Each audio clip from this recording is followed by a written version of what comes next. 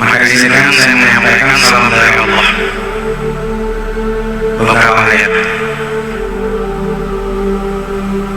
supaya kepada kita jelas siapa yang sedang di hadapan kita, yang sedang ulang tahun.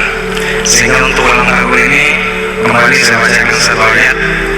Inna Allah wa malaikatahu yusalluna 'alan nabi ya ayyuhalladzina amanu sallu 'alaihi wa sallimu taslima. Sesungguhnya Allah dan para malaikat salawat kepada Nabi. Maka saya tadi agak kurang enak menyebut Syekh. Saya lebih enak menyebut dengan bahasa Quran Nabi. Sesungguhnya Allah dan para malaikat bersalawat kepada Nabi. Saya sudah banyak lihat malaikat bersalawat memberkati dari tadi. Dan ini memang pemberkatan dari Tuhan yang menciptakan alam. Inna Allah wa malaikatahu yusalluna 'alan nabi ya ayyuhalladzina amanu. Wahai orang-orang yang berdaya, wahai orang-orang yang duduk di sini, wahai para santri, saudaraku, sallu alaihi, salawatlah ke atasnya, wasallimu taslima. Insyaallah keselamatan yang banyak kepada kamu sekalian, kepada kita di muka bumi, bukan hanya Indonesia, insyaallah. Jadi ketika ini saya berharap semuanya bersalawat kepada Nabi kita yang didatangkan. Saya ulangi ayatnya, setelah ayat dikumandangkan kita bersalawat. Bukan untuk yang dulu datang sekarang, yang dulu benar adanya, karena sekarang ini ada.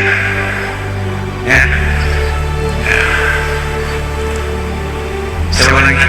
Inna Allah wa malaikatahu yusalluna 'alan nabi ya ayyuhalladzina amanu sallu 'alaihi wa sallimu taslima.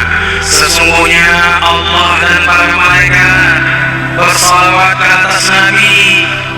Wahai orang yang di sini yang percaya, yang beriman, salawatlah kalian kepadanya dan keselamatanlah kepada kita yang banyak. Allahumma sallu alaihi wa alaihi salam. Kita menyebutnya Syekh, namun Al-Quran menyebutnya Nabi. Dalam lintasan sejarah kenabian, sebelum datangnya Muhammad sebagai Rasulullah, pembawa Al-Quran, para pemimpin umat, tokoh-tokoh agama yang memimpin kaumnya dalam urusan wahyu dan ibadah, disebut Nabi.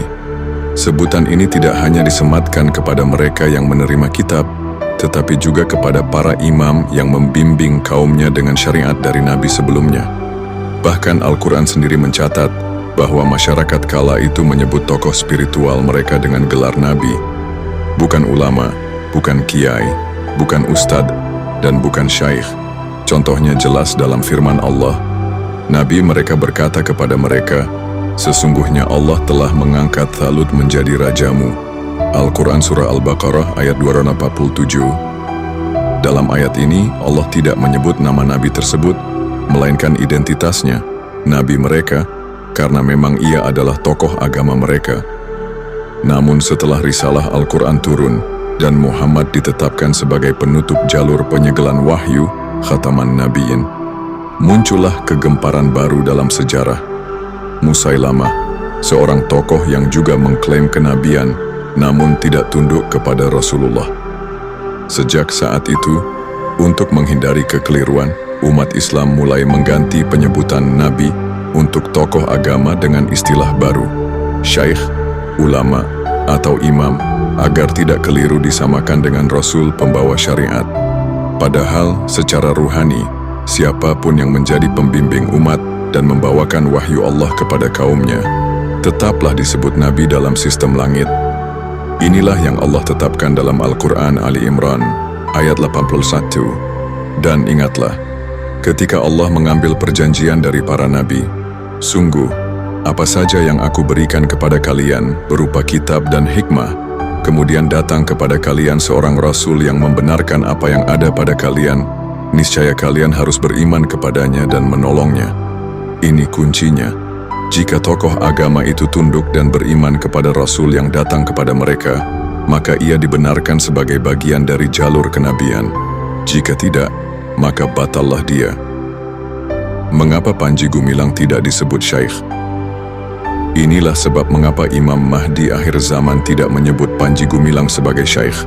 Sebab gelar syaikh dalam pewahyuan adalah istilah terhormat bagi nabi-nabi dari seluruh agama yang tunduk kepada Rasul pembawa Al-Quran.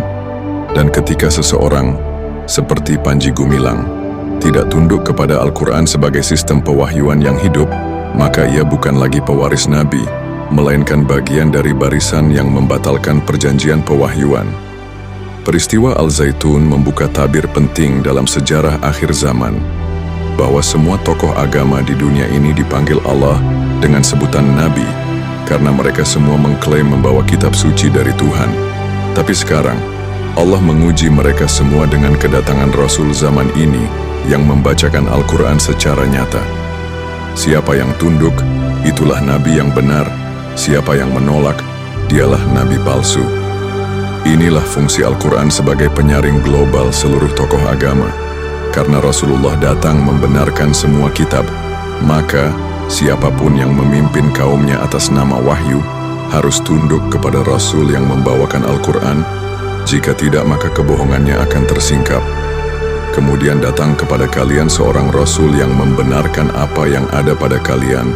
Niscaya kalian harus beriman kepadanya dan menolongnya. Al-Quran Ali Imran ayat 81.